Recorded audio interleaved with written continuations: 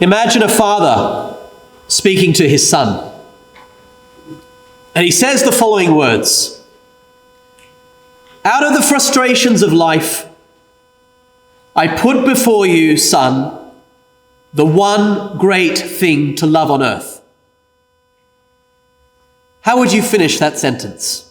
Many of you are parents. I imagine you're speaking to your child. Try and finish that sentence as if you were speaking to your own child. Out of the frustrations of life, I put before you the one great thing to love on earth. Let me give you a further hint. The father goes on. This one great thing to love on earth, there you'll find romance, glory, honor, fidelity, and the true way of all your loves upon earth. These words are taken from a letter written by J.R. Tolkien, the famous author of Lord of the Rings, and he's writing to his son Michael. And he says, of all the things to love in the world, he advised his son that the greatest is the Blessed Sacrament, the Eucharist, the Mass. From the earliest days of the Church, Catholics have witnessed to this one thing to love above all on earth, not just through their beautiful writings, but in countercultural behavior. Even as we sit here tonight, Catholics in some parts of the world are risking their lives to attend Mass. I've mentioned to some of you before, I've got a friend of mine who lives in the Middle East, and he told me that at the beginning of Mass, everyone turns to each other and has the sign of peace. Because going to Mass in a Catholic church in his country is probably one of the most likely places where a bomb is going to go off. And yet his parish is packed. Think of the innumerable martyrs who have died for the Eucharist. Think of the early Christians who had to celebrate the Mass in secret. Think of the priests who had to be hidden by lay people inside what we called priest holes inside their houses in England during the Reformation, as they sought to eradicate the Mass, and belief in the real presence was punishable by death. I've told some of you how when I visited East Timor a few years ago, I was shocked to discover a community that literally walks 5 hours every Sunday to get to Mass. And what really shook me was that when I expressed shock that they walk 5 hours to get to Mass on Sunday, they couldn't believe that I was shocked. They're like, come on, of course we're going to walk to Mass. What little faith do you have, seminarian? Now, hearing such things, we might feel a little bit uncomfortable, a little bit challenged. Certainly when we reflect on the fact that comparatively so few Catholics uphold the commandment to keep the Sabbath holy, we naturally begin to wonder, what am I missing here? Why is it that some Catholics are literally willing to shed their blood to get to Mass? And yet others say, I don't have the time. Thinking about my own life, I personally used to hate going to Mass, especially as a child. My reasoning was very simple. The Mass is boring. So why would I take time for something boring when I could use that time to be entertained? In fact, I've said this again, I used to find it so boring and I hated it so much, I would turn my father's alarm clock a few hours forward or a few hours back so he would think we'd missed the Mass, and I would wake up very, very happy. And I dare say, look how things change. It's never too late, huh? And I dare say, that's the kind of thinking that explains why so many people are saying, we'll just skip the Mass. We'll skip church. But even those of us who do keep the commandment to keep the Sabbath holy and come to Mass every Sunday, we can be here simply because we know it's a commandment. In other words, we're here because it's an obligation. I don't want to commit a sin, not necessarily out of love, not necessarily out of that desire to simply worship the divine. And all this begs us to ask, what is the difference?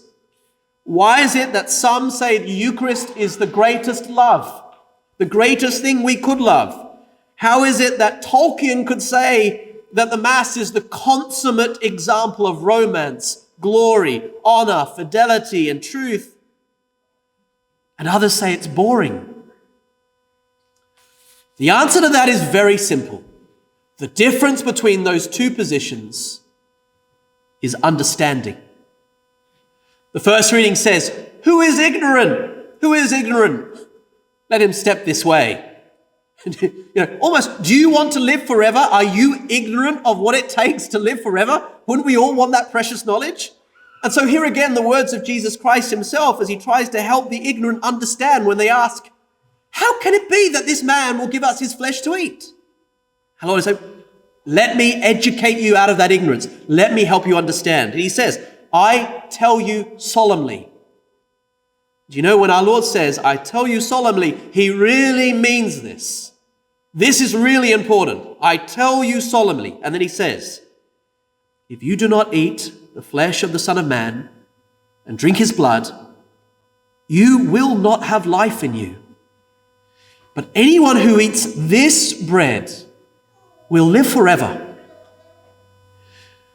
Quite honestly, if we hear those words and have understood them, what more can anyone say to explain why the Mass should be our greatest love? If we come to Mass looking to be entertained, if we come to Mass looking for a feeling, if we come to Mass simply out of an obligation, then really we are ignorant to what the Mass really is and why we cannot live without it. Now, sure, all of us, myself included, can feel bored at times. All of us can get distracted. There are other times where we might say, oh, I really enjoy coming to Mass. I felt so alive. It was like having the God inside my heart. But in truth, none of that really matters. It doesn't matter. Because if we are here for any other reason than to worship God, in this, the greatest gift of his love, then we're not here for the right reason. And that's all right, because our reasons always need to be purified. We're all on the way. We don't become a saint overnight. It's fine. But one of the worst things we could ever do is to think, the way to bring people back to Mass is let's make it entertaining. Let's change this. Let's do this. Let's make it entertaining. No, that is a recipe for disaster. You might get them back for 2 days, maybe 2 years. They will not last because we're not meant to be an audience observing like we're at the theater. We're meant to be Christians who are consciously, actively participating in the very mystery of our salvation, sharing in the life of the Blessed Trinity, working out our salvation. Now, what could be more important than that? Now, I know for many of you, none of this will be new. You know this. However, if there is anything that you and I can take away from the gospel today, it is to reflect truly and honestly, why am I here? Why am I here? God would not have given us this gift unless we needed it. In truth, every single one of us depends upon the Eucharist. Our salvation depends upon the Eucharist. And so out of the frustrations of my own life, I too put before you the one great thing to love on earth, the Blessed Sacrament. If we have understood Jesus' own words, then we know why.